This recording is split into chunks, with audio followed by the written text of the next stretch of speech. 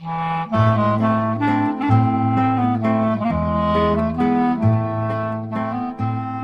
to Couples Therapy in 7 Words. I'm your co-host Judy Alexander, and I'm here with my husband, Dr. Bruce Chalmer. Hello, Judy. Hello, viewers and listeners. Our topic for today is... How can I get my reluctant guy to try couples therapy? Yes, indeed.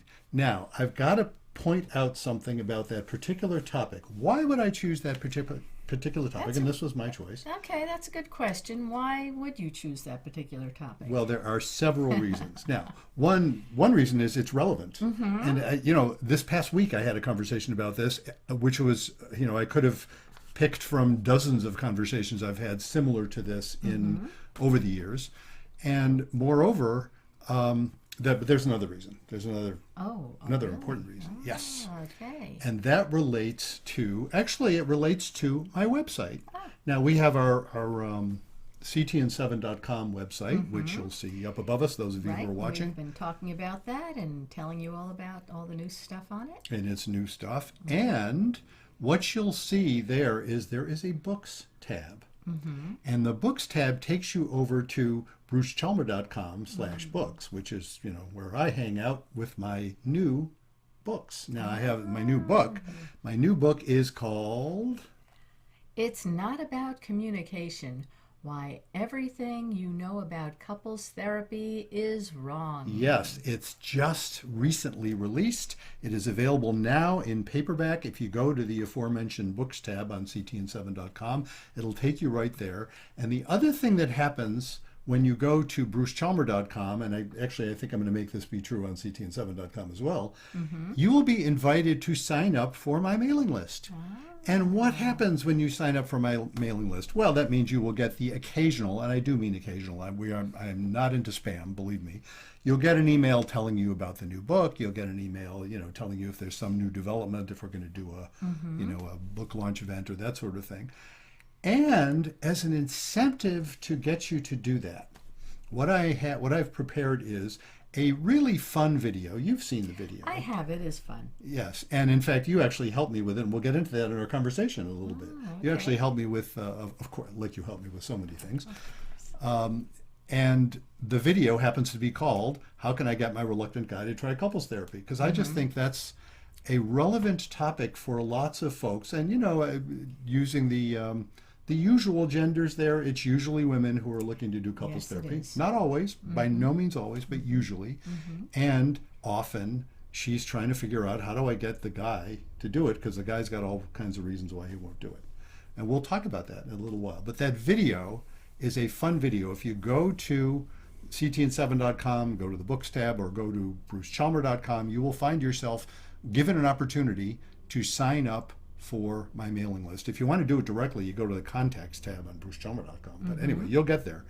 And when you sign up, and all I want is your first and last name and email address, I'm not trying to get a bunch of unnecessary information, you will be given, when you confirm your subscription, you will be given the password to be able to look at that fun video. Great. So, wow, that's what you can do. Okay. So let's get into our topic. How let's can get I into get our my topic. reluctant guy to try couples therapy? Yes. And, that, of course, if you're going to ask that question, you might well wonder, why are guys so blasted reluctant to try couples therapy? Why are guys so blasted reluctant? Exactly, yeah. Now, it turns out I have had conversations with women for the last 25 plus years about that very topic on occasion. And I have heard a whole bunch of reasons why women think men are reluctant. So, gee, Judy, you're a woman. You can speak for all women like I can speak for all men. Not really, but whatever. Why do you think men are reluctant to try couples therapy? I hope this isn't giving too much information, but I went through this in a first marriage. I think they don't think they're the problem. They, at least from my own experience, it was, you think, well, it's your problem. If you're not, you have the problem, you should go for therapy. Well, you're the one saying you're unhappy. Right. Kind of makes why sense, don't you right? go? So I've heard that as an excuse from other friends of mine. What I've heard is that he's not interested. that he doesn't think that it's anybody's business. Yeah, lots of reasons why, not That- just interested, but he doesn't like it. you Right. know. He Yeah. doesn't believe in therapy. Think mostly along those lines. That, Yeah. guys don't believe in therapy, or Guys don't wanna- they don't want to. They think it's for weaklings. Yes, you know? exactly. That's a very common one. Yeah. That if you need therapy, you must be Right, you must be weak crazy, or crazy or stupid something or something. wrong with you. Right. So And therapy is just for like those people. Yeah, like, and, they you can't keep their know, lives together. guys don't want to ask for directions. That's Right. that classic. That's right. They think they know everything. Yeah. They like to think that they could solve all their problems. Yes, and exactly. if it's I don't have a problem, you have a problem, then you go. Yeah, exactly. Because indeed, if you weren't unhappy, we wouldn't have a problem, would we? Because I'm Right. fine as long as you're fine. Yeah. I'm not the Right. one with a problem. Yeah, and there's also another one that I hear from women, frustrated women especially, which is he doesn't care. There's that one. And, it's not merely that he doesn't, all those reasons you gave, of course, Right. it could also be true. But it's Right. also what the woman will conclude from this is he sees how much pain I'm in, the woman speaking here, he sees how much pain I'm in, and he doesn't seem to care. He just says, your problem. Yeah. If you were, he might even be, oh, that's another one. He might get all logical and professorial, he might be saying things like, that's a bummer you have that sort of problem. If you really, I'll bet you got that from your childhood. If you go way back, no wonder that you had these difficulties. You might want to talk to a therapist about that. Therapists can say things like that in their Sure. own marriages. You know what I Right. mean? That's true. Why do I know that? I won't even say that. So we can get that way. So that is, there's all sorts of these reasons that women experience. And of course, for women to conclude all of those reasons, to figure, well, that's apparent, that's what he's saying. Right. It's not strange that women think that. Well, I have a different theory. Oh, really? Yes. It's not those reasons. It's not, well, all of those reasons are plausible. And all of those reasons derive from experience. And men will say those reasons. And yet I'm saying, no. That's not the reason men are reluctant. Okay. Shall I tell you? Yes. Go ahead. Here's why men are reluctant. Because we are terrified. That's why we're reluctant. We're afraid. We're scared. We're quivering in our shoes. Afraid of what? Yeah, exactly. What are we afraid of? Yeah, what are you afraid of? Now, first of all, let me comment before I even say what we're afraid of. Why don't we just say we're afraid? Well, because we're men and we don't say that. And we don't even know it. That's the other interesting thing. And that's one that, a lot of guys, I think even a lot of women have trouble with that one. I mean, in terms of guys.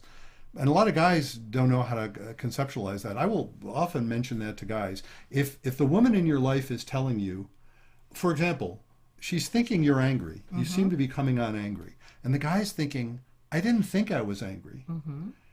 I will often point out, it's worth considering the possibility that she's picking up something you're not conscious of. Because men especially are way capable of not knowing how the heck we feel. Which seems like bizarre to women, because women usually know, you have... Pretty in touch with our feelings. Yeah, Yes. and you have language for it. Little girls learn language for it. Little boys do not. And there's reasons for that. I remember reading this ages ago. If you think about the connection between the two hemispheres of the brain, women have 25% more fibers in the corpus callosum than men do. Wow. Which is, so women are much more... Now, I'm going beyond the data when I say this. This is the sort of thing that a real neuroscientist would probably roll their eyes when I say, Okay. but I'll say it anyway. Seems to me, non-neuroscientist that I am, that means women are more in touch with their emotions. Have more language for their emotions. Language is mostly left hemisphere, That's and true. a lot of emotional processing is right hemisphere. Some is left, but it seems mysterious to women that men could not know we're afraid. So there's that. We don't even know we're afraid. Yeah. And what are they afraid of? And what are we afraid of? Exactly. What we're afraid of is losing you. We're terrified at the prospect that if we go to therapy, the therapist will be, first of all, there's the fear about being judged. There's all that kind of stuff. Some of those objections about, I don't want to talk in front of a stranger. It's not merely I prize my privacy, which, that's legit. It's also, I'm afraid I will be judged harshly. I'm afraid the therapist will think I'm a jerk. Partly because I kind of know that on occasion I am a jerk. And so, and look, so is she, you know what I mean, but on Yeah, occasion. But that's, we're afraid of that. But I think the biggie is we're afraid of losing her. And go ahead. but wouldn't it looks like, you know, in some situations going to lose her anyway if he doesn't go for therapy. So why Yeah, he would doesn't. he be afraid to? He doesn't see it that He way. doesn't believe it. He doesn't want to believe it. Uh-huh. And she has not given him reason to believe that Mm-hmm. because she keeps telling him how intolerable it is, and Mm-hmm. then she keeps tolerating it. Mm. And I'm not blaming her for it either. Right. You know what I mean? It's like, yeah, that's because she doesn't want to break up. Yeah. Now, look, there are plenty of women for whom, actually men too, by the way, for whom they'll say, we got to try couples therapy, but they already have like 1.5 feet out the door. Do you know what I Yeah. mean? It's like, yeah, we'll do this last ditch thing just so I can tell myself I've covered all the bases, but they really want to split up. The men or the women? Well, either. I've seen both Yeah. in that case. But yeah, in the situation we're talking about where it's the woman who's trying to get the guy to go, sometimes she'll say, all right, let's try this. I'm just about ready to split up, but, you know, I owe it to myself, I owe it to my kids, I owe it whatever, Owe it you know. to the marriage. To the marriage, yeah, Right. due diligence. I'm not just going to throw it over without giving it a good shot. But, Right. you know, and look, sometimes people come in with that attitude and end up changing their minds and the marriage ends up being saved. That does happen. But often it doesn't. It's like, okay, we tried that. He's not into To it. the point of no return. It's gotten to the point of no return. Ah. But often it hasn't, and that's the point. From the guy's perspective, she's not at the point of no return. She's just frustrated. He's reading it, and again, he's got all these incentives to read it this way. I'd rather read it that you're crazy or you're too sensitive or gee, bummer, you're feeling so bad. That's what therapy's for you women. You know, I'd rather read it that way than to recognize, oh my God, this is going to be really uncomfortable for me. I'm going to have to make some changes that I don't even know how to make. Yeah. That's another aspect of fear, by the way. I'll be in over my head. She speaks this language. The therapist speaks this language. I'm in there and I'm clueless. And, you know, the men don't want to ask for directions. You know, we do not want to appear clueless. It's not that women want to either. Right, but women are used to being talked down to, so. Well, yeah, isn't so that if ironic? they think that if that's one of the fears, it's like, you know, that's been going on for generations. Yeah, you know, what else is millennia. new? Yeah, right? yeah. Isn't that interesting? You know, Yeah. it's like because you're used to it, you can tolerate it, which isn't, you know. It's not a good thing, but I'm just Yeah. saying that, you know, oftentimes the men in the room take up the most space and get the most airtime. Yeah. So, You know, we don't think that. well, I know that. I mean, I'm agreeing with you. I've seen the research, you know, Yeah. but I'm being a guy. I had to see the research. You Yeah. know what I mean? It's like, what? We talk more? Yeah. No. They're always talking. No, it's not true. Right. Men take up the space. And it is a privilege aspect. And it's similar. It's like, you know, when you come from a privileged culture, Yeah. I'm remembering friends of mine who had a really hard time in a third world country at a hospital. And all the other people around were just kind of getting with the program and realizing they were just going to have to wait. And they, of course, were used to being treated Right. better Right. and were just offended at how they were being treated. Huh. The people who were used to being treated that way weren't offended at it. They just dealt with Right. it. You know? That's life. That's Yeah. what goes on. Yeah. Yeah. So, you know, that notion that women are figuring like, well, first of all, if even women, if the therapist talks down to you, Right. it ain't going to work well. No, that's not going Right. to work well. But I'm just saying that women, I guess, are more used to certain things than men in this situation. You know. You can handle stuff that we are not used to handling. And that is difficult. You know what that reminds me of? It's sudden digression. It occurs to me the rules in Jewish law about tzedakah, charity, helping people. And what they point out is if a rich person has become poor, they need more money to feel okay than a poor person does. And it's not because they're saying rich people are better than poor people. They're simply observing that, somebody who is used to a higher level is going to feel worse at the lower level than somebody who's used to the lower level. So, in other words, they'll need more help. They'll need more help. It's sort of like, so men expecting not to be in a situation where we're the ones, we're not the smartest ones in the room or the most Yeah. powerful ones in the room. You Yeah. know, that's the point. We feel disempowered in therapy because it's women's language. You know, it's women's territory, and so it's like what you're pointing out, and you're implicitly is men need more help with that than women do, which is just fascinating. Yeah. Do you know what I mean? Yeah. Hadn't thought of it that way. Yeah. Well, and of course, if we as men were always treating you better, it wouldn't be true. True. It's kind of ironic, you know. If we were treating you better, you'd have a harder time with therapy too. Treating you better. We wouldn't need to go into therapy. Well, that's a good point. And drag you with us. Good point indeed. So it's the point, but you know, my whole theory here is that essentially the reason guys are reluctant to do it is because we're afraid. Okay. And so what difference does that make to the woman? You know what I mean?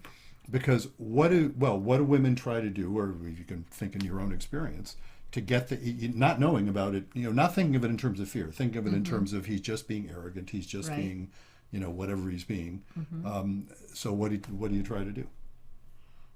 Well, I guess, you know, it gets down to giving ultimatums, right? It can come to ultimatums, but pre-ultimatum, you're arguing, Nagging. you're cajoling, nagging, right? It feels like nagging. Yeah, exactly. Doing all these things, you try being mean and, you know, Right, angry yeah, and, yeah. you know, Anger or, doesn't work, then you try the nice route. right, you try Right. just being extra generous and all those things. None of it works. But when you find out, so this is, again, you'd have to kind of imagine this, you know? If you accept my thesis, Okay. if you can imagine, you know, so try it on for size, you know. You mean he won't do it because he's afraid? He doesn't seem afraid. He seems like he's being a jerk. And I'm saying, yes, he's being a jerk because he's afraid. I have to throw in, there are the occasional guys where, no, he's being a jerk because he's just fundamentally a jerk. And why are you trying to stay married to him? Yeah, well, there's that. Do you know what I mean? And I don't say that lightly. I mean, there are some guys that are so mean Yeah. that you're in an abusive relationship, you know, you're going to have to get out. I do claim, though, even in that circumstance, when you stop being angry and frustrated, then you have a shot at getting out of an abusive relationship, ironically. Yeah. Because when you're so stuck in the anger and frustration, it tends to paralyze. Yeah. Yeah. It just keeps feeding off itself. And But what do you do? So let's say, okay, that's not the guy. You know the guy to be a nice guy, mostly. Except when he's cornered, you know? And you're realizing the problem, he's like a cornered animal. He's afraid. Yeah. That's why he's responding the way he's responding. How does that change? How might that change how you approach him? well, I don't know. How you know? Well, you don't want to come out and say, "Well, I know you're scared," because Probably not. that would undermine his ego and masculinity. Well, although let me note this. Let me add something. I do this in the video, by the way. Let me add something. You know, my theory is he's terrified, and I add something I think is a crucial addition for the woman to take in. Okay. He's right to be terrified. He's not crazy. It's not odd that he's afraid. Yeah. If you were in his shoes, you'd be afraid too. Does that make sense? If that makes sense, now how do you approach him? You know what I mean? From that perspective. I would approach him nicely and say, you know, I think for the sake of our marriage right now, I would really like to pursue this. Yes, but and then the guy's going to give you the same answer he's given you 17 other times. I'd say, So let me All right, let me so- fill in. Let me all fill right, in. I'm trying to envision this, but Yeah. no, go ahead. Okay. Go I'll tell ahead, you. Mr. Therapist expert on couples. Yeah, Mr. Therapist expert on couples, but not Mr. Woman.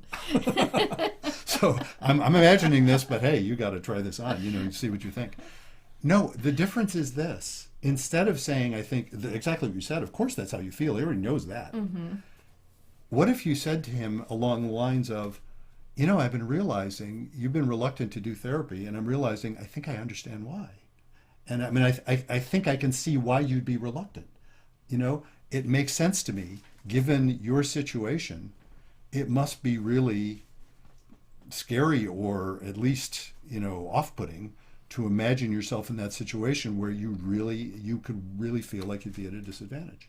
In other words, if you genuinely understand, empathize with where he's coming from, you could lead with that. You could say, I've been nagging you, I've been cajoling you, I've been doing all these things, and I'm realizing I haven't actually been listening to you because you haven't. Yeah. No, and now You've been it's not your listening. fault. You've just been hearing a different message. It's 'Cause not she's not listening. Right. He's just not giving her that message. Precisely, he's not. But if you know that that message is certainly possible in there, you could actually lead with that sort of empathy. It's like, I've been trying to get you to do something and you're not wanting to do it, and I've just been all mad at you, and I'm realizing, wait a second, from your perspective, I see why you would resist. That's sort of I still want to do it, mind you, but I get it. Ooh, we have a problem here, don't we? But I'm starting to get a sense of, oh, geez, I can see why you would resist. And you think that'll work with him? Well, what do you think? I don't know. I don't know. Yeah, I don't either. How do the couples that get through your door, what are the stories that you hear? Well, great question. By the time they get in my door, they're not arguing about that anymore. It is often the case in the first session that it is very clear, and we'll discuss it, that the man, it wasn't his idea. That's often very clear. Right. But we get past that by just continuing with the conversation, and what I certainly try to have him experience from me is radical respect, just like she does.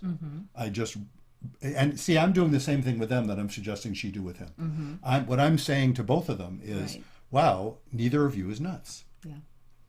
And that's so crucial. Because that's what I'm saying. Essentially, when she takes that in, he's not crazy. He's not merely, yes, he's being difficult, but he's not difficult for the sake of difficult. He's being difficult because if you were in that situation, you would be too. And in fact, when you are in your version of that situation, you are difficult. You know what I mean? That's true of everybody. Yeah. Put the woman in a situation where she feels cornered and frustrated, and she's not going to be very nice usually, or very reasonable. True. So he's in that situation. That again, the big difference is he doesn't know it and he doesn't show it. She knows it and shows it, and she's still frustrated. He doesn't know it and show it, and so she's left with this void. That's why I didn't have to make a video saying, how do you get your reluctant wife to go to couples therapy? Right. Because usually the women are less reluctant. Usually they're less reluctant, and moreover, usually she's being clear about how she feels. She's not always being nice about it, but she's being clear. Yeah. He's confusing himself as well as her. Well, this might be a good time to get to our listener letter. And it just so happens, which wasn't difficult to find this kind of letter, because I've seen this kind of thing for decades. Yes. Go for it. Okay, Lucy writes, Dear Bruce and Judy, my husband Will and I have been married for 15 years. We're both in our late 30s, and we have 2 school-age kids. We mostly get along okay. When we manage to get a few hours by ourselves, we're great together. We don't get to do that nearly enough, but it's nice when we do. So what's the problem? We keep having the same fight. I'll be having a rough day. Maybe I had another run-in with my sister, who's been a jerk my whole life, and if I say something to Will about it, he'll say, oh, you know how your sister can be. It's like he's telling me not to be bothered, or he'll ask me for details like he's trying to tell me how to solve the problems. It's like he thinks I'm either too emotional or too stupid to deal with things. All I want from him is that he let me vent a little and maybe give me a hug, and I've told him that 1,000,000 times. He says, I'm too sensitive. I've read your book, Reigniting the Spark, and I've heard your podcast, and I think couples therapy could help us. But when I tell Will I want us to try couples therapy, he tells me I'm the one who's unhappy, so I should get therapy myself. You see, I didn't make up that idea. No, I could have written this letter, my first marriage. How can I get him to do couples therapy? I don't want to give him an ultimatum because I really don't want to break up. But I'm so frustrated, I don't know what might happen. What should I do? Well, there we are. Well, now that we had that conversation, Judy, you should be able to just, nail this one. I think you should respectfully say to Will. Yeah, what do you think? Well, like you said, I think she's got to get to the point where she shows him that respect that she's hasn't been showing him until this time. It seems like she's gone the nagging route. Yeah. and the pleading route, and none of that has worked. Yeah. But what, and see, this is the key, I think. It's funny, I'm going to relate this to the title of my new book. It's not about communication, you know? So many people will be saying, well, how can I address it with him? You know what I mean? Right. How should I couch this so that he'll hear me? And I'm saying, no, the problem is, in fact, and through no fault of her own, she has not been respecting him. That's why he's responding like somebody who's disrespected. She has not been respecting that he has good reason for resisting, because she didn't believe it. She doesn't see it. That's the issue. You see, that's what I'm saying. It's not only that he's terrified. Yeah. It's that you can see, oh, no wonder you're terrified. Geez, if I were in that situation, I'd be terrified too. That's What's he genuine terrified empathy. of? I don't get that. See, now we have to go back to that. No, you don't get that. Most women don't get that. That's the issue. That's precisely what I'm saying. Isn't that interesting? Yeah. What he's terrified of, imagine going into a situation. Imagine, what would be a good analog? This is probably a lousy analog, but imagine going into boot camp, where it's all these guys and they're all, and they're looking down on you. They're thinking you're just a weakling and an idiot. Yeah. Yeah, you probably had that experience. You're a woman. You hear that from guys all the time, right? Right? You can relate to that, right? Does that make you all cooperative? Well, see, now you're talking to somebody who, if I were put in that situation, I would have to prove that, no, I'm stronger than all of you. So That's right. Well, you would. But what if you weren't? Yeah, I guess I would feel really inadequate and kind of shrink. Yeah. Yeah, that's exactly how guys feel about therapy. That is precisely it. He doesn't say it because he doesn't want to be conscious of it. But again, if you know that, if you even suspect that, do you see what I'm saying? If you don't think that, you're actually not respecting his caution. His caution, when you actually empathize with his caution, it's going to be a very different conversation. Now, there's no script. It's not like, oh, well, here's how you say it using I statements, or here's how it's not about a script. It's about actually respecting him. It's like, oh my God, no wonder. Do I get to say the OS moment? I guess we have been saying that, haven't we? I guess we have. The oh shit moment. This has been one of my favorite topics now for quite a while, and I write about it in my new book. It's not about, whatever. We'll give you a little spiel for that later. No, I write about the oh shit moment in that book because I think it's really crucial, and this is a great example of it. The oh shit moment is when she takes in exactly what we were just talking about. It's like, oh shit, no wonder. It's that one. It's like, oh my God, I see why you'd be afraid. It's not really what's wrong with you that you're afraid. Why would you be afraid? It's like, oh shit, I can see why you're afraid. Oh my God, what do we do? Now you have not solved the problem. That's why it's an oh shit moment and not an aha moment. But you got a shot now because she's gonna, well, again, now see if any of this is sunk in and see if that makes any sense to you. Now what do you say to him? Say, well, I understand your reluctance to go for couples therapy. Really? How do you understand my reluctance? I've told you all my reasons. But would you do it for me? Oh, see, no, you don't get it. No, I'm not getting it. No, because you don't really understand it.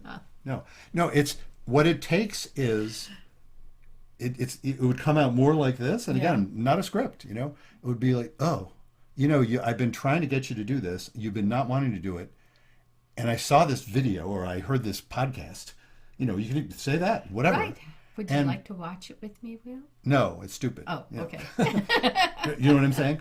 But no, the key is this. It's like what I realized is that I've been trying to convince you to do something, and I have this suspicion that you're resisting for good reason.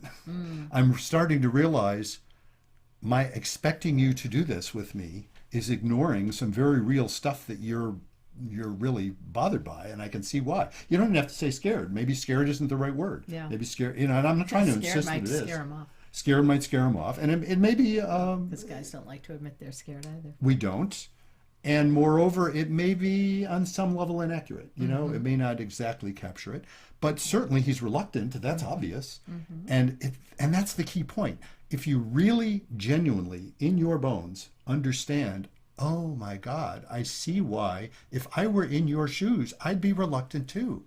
That's our problem, isn't it? I guess it is. Yeah. No, I mean, if you believe that, that's how you'll come across. Can you imagine believing that? I can imagine believing that. Then what do you say if you believe that? Oh, God. Not to put you on the You're spot. putting me on the spot. I am. I don't. Well, but isn't it interesting? Because I think it is very difficult for many people, not just women, but I'll say women, many women to really believe it. When you really believe it, then what you say follows from that. As I say, it's not about communication. When you really believe, when you, and I say believe, I'm not trying to sell you a bill of goods. I'm saying when you really admit of that possibility, it's like, oh my God, wait a minute. There's reasons you're resisting that I have not understood. There's something about this I'm realizing I haven't understood why you would resist, and I'm starting to get the idea, oh my God, I can see why you would. It totally makes sense to me, Now, I don't know. Does it? I don't know. It doesn't make sense to me. It still doesn't make sense. So even if I said, I understand, well, No, you're lying. You don't understand.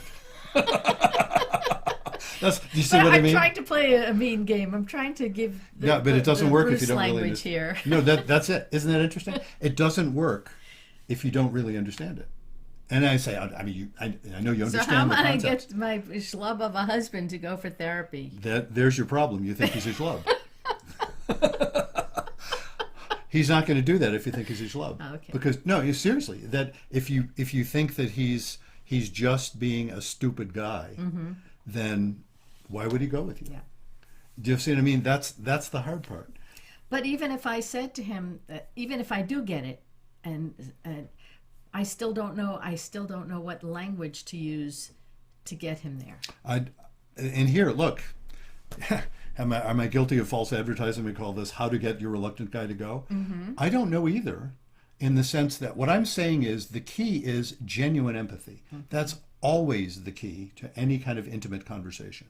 If you want to actually experience growth in a relationship, and this is what we're talking about here, it's growth, you have to actually have a genuine intimacy, which is to say, wow, I respect how I feel, I know how I feel, and I'm not crazy. And I'm realizing, oh my God, you're not crazy either. And I see why you're resisting.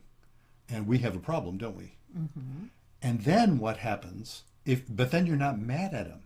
Do you see what I mean? You're not trying to convince him to go. You're saying, I think it's important that we go, but I'm realizing my trying to convince you to go when you have really good reasons to not is not going to get us anywhere. Do you see what I mean? Well, I see what you mean, but then how do you get him to go? Well, what happens is Even if she says, I understand, and that you're reluctant, and I've been overlooking all of your fears and whatever it is that you might be thinking. So I'll tell you what you do. I will tell you what to do. So tell me, what do you think, Will? Do you think this? Do you think we can move forward? And how do you think we can? I would invite a very different question from me. I would say, I would be saying, Will, I want to understand it better. Can you tell me more about why you don't want to do it? Do you hear? That's the exact opposite of saying, how can I get you to do it?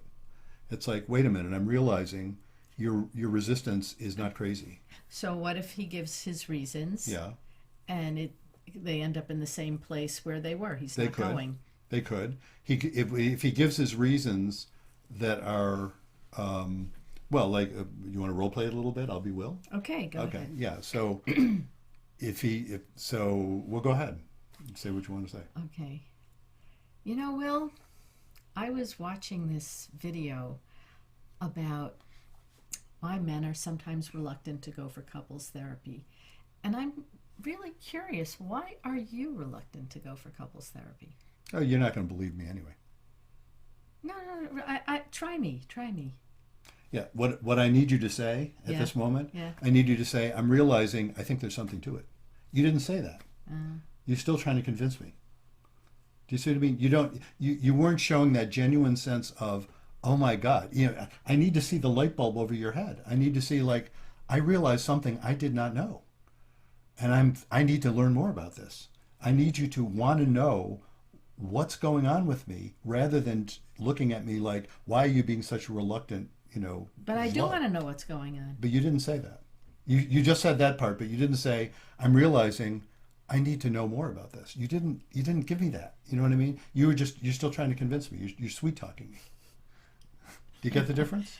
So are you now being Bruce or you Will? Probably both. Shouldn't be that hard for me to channel Will, should it? Or maybe it should be harder for me to channel Will than it is, in fact. Want to switch roles, and I'll be Lucy. Okay, you be Lucy. And you I'll be Will. Okay.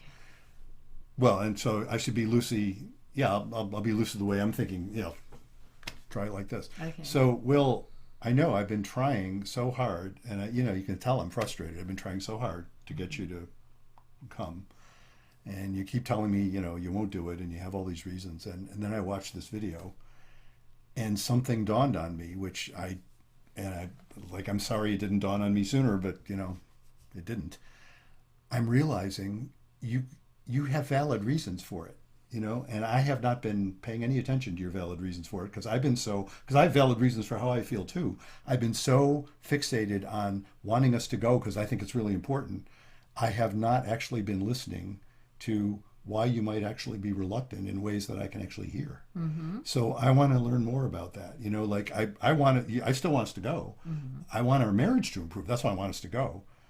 And that's important to me. But tell me, what's going on for you? Why would it be such a hard ask for you? So I don't want to go. You got a problem. I don't have a problem. You have the problem. Yeah. No, I understand that. It's just,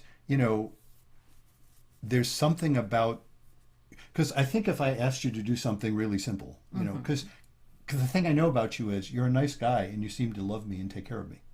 If I ask you to do something like, would you reach something for me on a high shelf, you just do it right away. You seem to like to do that. You know what I mean? And I love that about you.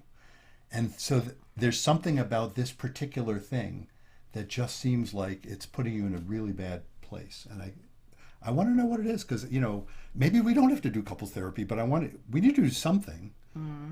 And I'm trying to figure out, what is it for you? What do you imagine happening if we actually went to therapy? I just don't like talking about my problems with other people, Yeah. It doesn't work for me, I don't like sitting around complaining. I'm more like a beer with the guy drinks, Yeah. No, I can that's see that. what I'm saying. It's not really my problem. It's more your problem. It's almost like I'm sort of saying, come into women's territory and be like us.